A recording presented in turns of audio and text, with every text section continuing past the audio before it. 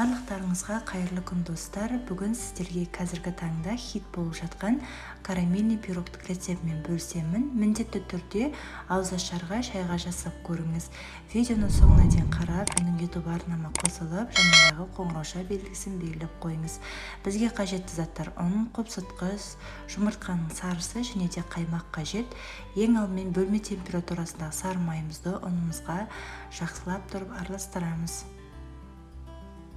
Төменге видеоның астына ингредиенттердің мөлшерін жазып қалдырамын. Мінекей осындай крошка болу қажет. Енді қаймағымызға жұмыртқамыздың сарысын қосып, екеуін жақсылап араластырамыз. Оның үстіне 2 ас қасық сахарная пудра қосамыз. Немесе қант қоссаңыздар да болады, бірақ қанттарыңыз жақсылап еру қажет. Араластырамыз. Енді ұнымызға 10 граммдай ұн қопсытқыш қосып араластырамыз қолымызбен. Ұнымызға сұйық қоспамызды қосып, жұмсақ етіп қамыр илейміз. Қамырымыз жұмсақ, қолға жабыспайтындай болып шығады.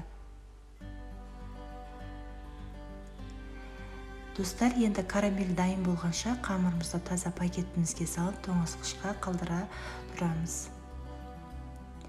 Карамельге бізге қажетті заттар: вареный сгущенка. Менде ол варенка, сіздерге жақсы сападағы варенканы алуға кеңес беремін.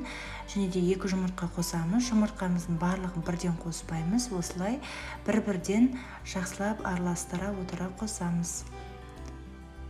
Екіншісін қосамыз да жақсылап тағы да араластырамыз. Одан соң үстіне қаймақ қосамыз. 20%-ық менде президент қаймағы.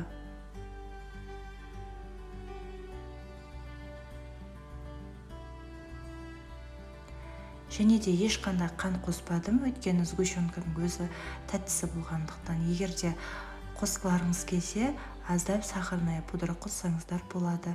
Жақсылап араластырамыз. Және де 2 ас қасық сіздерге жүгері крахмалын қосуға кеңес беремін. Сонда ортасындағы начинкасы сұйық болмай, барлығы біркелкі қою болып шығады.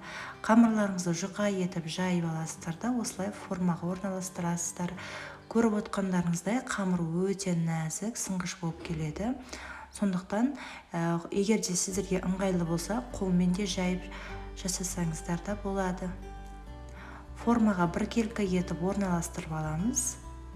Және де шетіндегі бортиктерін де жұқа етіп орналастырғаннан кейін біркелкі етіп кесіп шығамыз.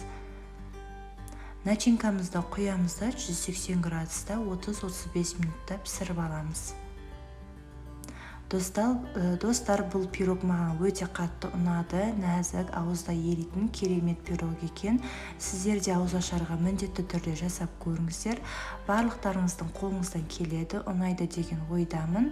Әсіресе қазіргі таңда бұл пирог хит болып жатыр. Ал достар, видео ұнаған болса, лайк басып, комментарий қалдыруды ұмытпаңыздар. Баршаңызға ас болсын. Назар қойып тыңдағандарыңызға рахмет.